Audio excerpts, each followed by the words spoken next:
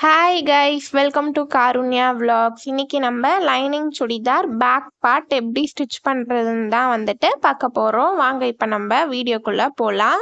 Last வீடியோவில் step by step lining கிளாத்தில் பாடி measurements mark பண்ணி எப்படி கட் பண்ணுறதுன்ட்டு வீடியோ அப்லோட் பண்ணியிருந்தேன். கீழே டிஸ்கிரிப்ஷனில் லிங்க் கொடுக்குறேன், செக் பண்ணி பார்த்துக்கோங்க. இந்த வீடியோவில் நம்ம லைனிங் கொடுத்து சுடிதார் எப்படி ஸ்டிச் பண்ணுறதுன்ட்டு பார்க்கலாம். ஃபர்ஸ்ட் பேக் நெக் எப்படி கட் பண்ணுறதுன்ட்டு பார்க்கலாம்.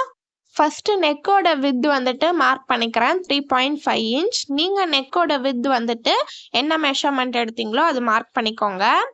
அதுக்கப்புறம் நெக்கோட டெப்த், அதாவது நெக்கோட இறக்கம் 8 இன்ச் மார்க் பண்ணிட்டு இந்த மாதிரி பாக்ஸ் மாதிரி ஃபர்ஸ்ட் ட்ரா பண்ணிக்கிறேன்.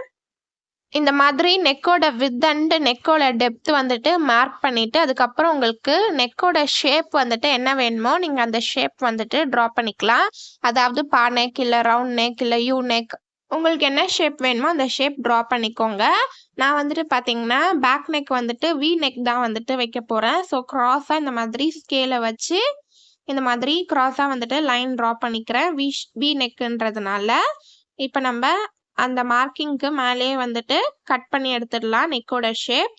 இப்போ நெக் கட் பண்ணி எடுத்தாச்சு. பேக் நெக் இந்த மாதிரி ரெண்டா மடிச்சு போட்டு பேக் நெக் கட் பண்ணி எடுத்துட்டேன் வி ஷேப்ல. இப்போ நான் உங்களுக்கு ஸ்ட்ரெயிட்டா விரிச்சு போட்டு காட்டுறேன்.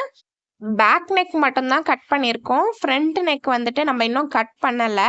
ஃபர்ஸ்ட் லைனிங் கிளாத்தில் உங்களுக்கு பேக் நெக்கோட ஷேப் என்ன வேணுமோ அதை கட் பண்ணி எடுத்துக்கோங்க. எடுத்துட்டு அதே மாதிரியே கீழே ஃபோல்டு பண்ணி ஸ்டிச் பண்ணுறதுக்காக ஒரு 1 இன்ச் மார்க் பண்ணிட்டு ஸ்ட்ரெயிட்டாக லைன் ட்ரா பண்ணிடுறேன். இந்த மாதிரி மெஷர்மெண்ட்ஸ்லாம் மார்க் பண்ணிட்டீங்கன்னா ஸ்டிச் பண்ணுறதுக்கு ஈஸியாக இருக்கும். கீழே 1 இன்ச்க்கு நம்ம இந்த மாதிரி மடித்து ஸ்டிச் பண்ணணும். ஸோ அதனால தான் மார்க் பண்ணி வச்சுருக்கேன். இப்போ நம்ம இதை மெயின் ஃபேப்ரிக் மேலே போட்டு எப்படி ஸ்டிச் பண்ணுறதுன்ட்டு பார்க்கலாம். இது பார்த்தீங்கன்னா மெயின் ஃபேப்ரிக் எப்படி கட் பண்ணுறதுன்ட்டு லாஸ்ட் வீடியோலே சொல்லியிருந்தேன், செக் பண்ணி பார்த்துக்கோங்க. இப்போ நம்ம இந்த கிளாத்தோட குட் சைட் தான் மேலே ஃபேஸ் பண்ணுற மாதிரி போட்டிருக்கேன். ராங் சைடு பின் பக்கம் இருக்குது. Good side of the cloth தான் மேலே ஃபேஸ் பண்ணுற மாதிரி போட்டிருக்கேன். இப்போ இதுக்கு மேலே நம்ம கட் பண்ணி வச்சிருக்க லைனிங் கிளாத்தை பிளேஸ் பண்ணிக்கலாம். நல்லா கரெக்டாக ஈவனாக விரிச்சு போட்டுக்கோங்க. எதுவும் சுருக்கம்லாம் இல்லாமல் லைனிங் கிளாத்தை கரெக்டாக இந்த மாதிரி அட்ஜஸ்ட் பண்ணி வச்சு சென்டரில் இந்த மாதிரி விரிச்சு போட்டுக்கோங்க.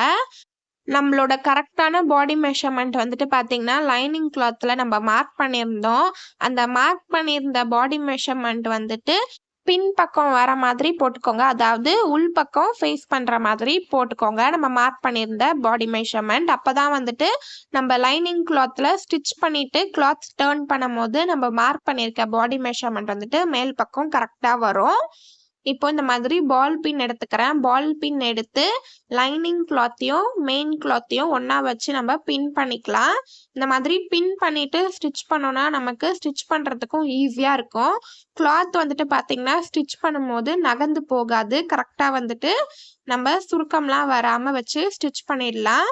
ஃபர்ஸ்ட் 2 ஷோல்டர் கிட்டயுமே ஒரு பின் பண்ணிக்கோங்க. அதே மாதிரி சென்டர்ல ஒரு பின், அதுக்கப்புறம் இந்த பக்கம் ஒரு பின், இந்த பக்கம் ஒரு பின், அதே மாதிரி கீழெல்லாம் இந்த மாதிரி சுத்தி பின் பண்ணிக்கோங்க. அப்ப நம்ம ஸ்டிச் பண்றதுக்கு நமக்கு ஈஸியா இருக்கும். 2 கிளாத்தையும் ஒண்ணா வச்சு லைனிங் கிளாத்ல ஏதோ சுருக்கம்லாம் வராம வச்சு பின் பண்ணிட்டேன். இந்த மாதிரி பின்லாம் பண்ணி வச்சுட்டா நமக்கு எப்போ டைம் கிடைக்குதோ அப்போ நம்ம எடுத்து ஈஸியா ஸ்டிச் பண்ணிடலாம். இப்போ நம்ம நெக்கோட ஷேப்புக்கு ஸ்டிச் பண்ணி எடுத்துக்கலாம். வி நெக் தானே கட் பண்ணியிருக்கோம். அந்த வி நெக் ஷேப்புக்கு நம்ம மேலேயே சுத்தி ஸ்டிச் போட்டுக்கலாம். நெக்கோட ஷேப்புக்கு கரெக்டாக சுற்றி ஸ்டிச் போட்டுக்கோங்க. இப்போ பார்த்தீங்கன்னா ஸ்டிச் போட்டுட்டு சென்டரில் இருக்க கிளாத்தை கட் பண்ணி எடுத்துடுறேன். சென்டரில் இந்த கார்னரில் பார்த்தீங்கன்னா கொஞ்சமாக கட் பண்ணி விட்டுக்கோங்க. அப்போ கிளாத் டேர்ன் பண்ணுறதுக்கு நமக்கு ஈஸியாக இருக்கும். அந்த நெக்கோட ஷேப் நல்லா பர்ஃபெக்டாக கிடைக்கும். பால் பின்னெல்லாம் நம்ம ரிமூவ் பண்ணிடலாம். ரிமூவ் பண்ணிவிட்டு இப்போ நம்ம இந்த லைனிங் கிளாத் இருக்கு பார்த்தீங்களா, இந்த லைனிங் கிளாத்தை அப்படியே பின் பக்கமாக திருப்பி போட்டுக்கோங்க.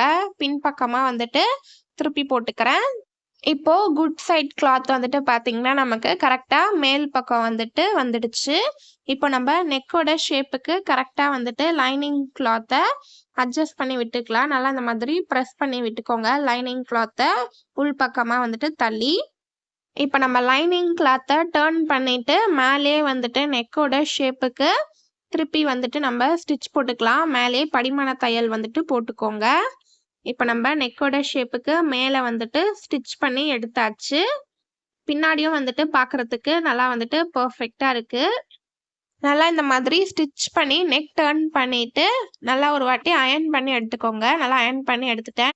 பேக் நெக் வந்துட்டு நம்ம நல்லா பர்ஃபெக்டாக ஸ்டிச் பண்ணியாச்சு. இந்த மாதிரி ஸ்டிச் பண்ணிட்டு திருப்பி அதே மாதிரியே வந்துட்டு பால் பின் வந்துட்டு குத்திக்கோங்க.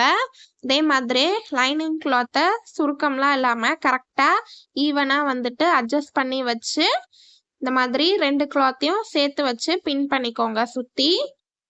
அப்போ நமக்கு வந்துட்டு ஸ்டிச் பண்ணுறதுக்கு வந்துட்டு ஈஸியாக இருக்கும். 2 கிளாத்துமே வந்துட்டு நமக்கு ஸ்டிச் பண்ணும்போது வந்துட்டு பார்த்திங்கன்னா நகர்ந்து போகாது தனித்தனியாக.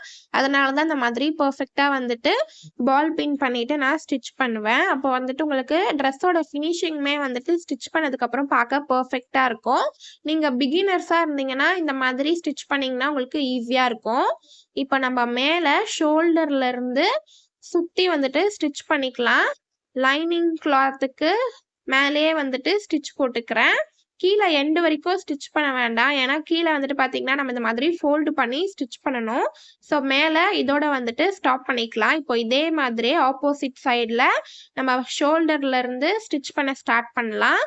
லைனிங் கிளாத்துக்கு மேலேயே வந்துட்டு ஸ்டிச் போட்டுக்கோங்க. கார்னரில் 2 கிளாத்தையும் சேர்த்து வச்சு இப்போ நம்ம மேலேயே வந்துட்டு சுற்றி ஸ்டிச் போட்டாச்சு.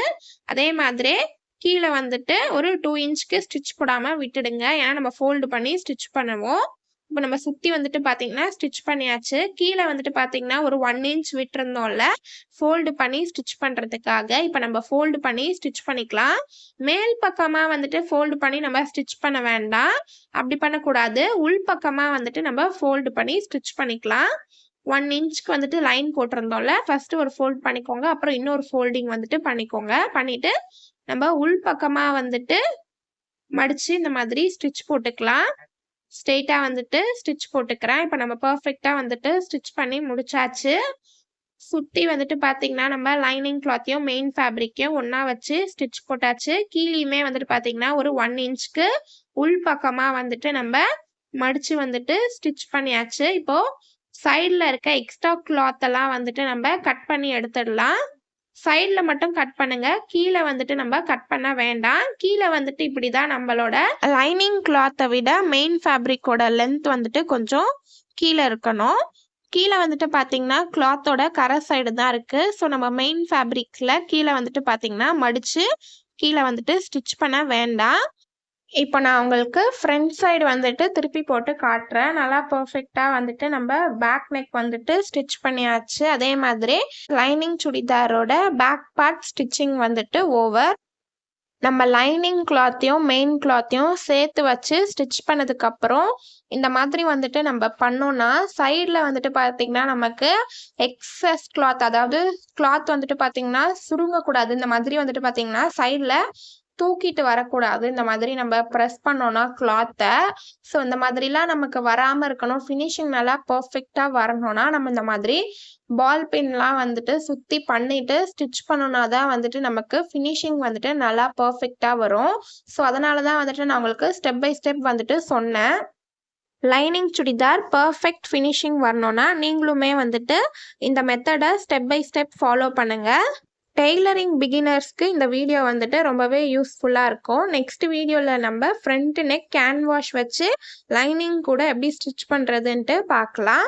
உங்களுக்கு இந்த வீடியோ பிடிச்சிருந்துச்சுன்னா லைக் பண்ணுங்கள், ஷேர் பண்ணுங்கள், சப்ஸ்கிரைப் பண்ணுங்கள். பாய் பாய்.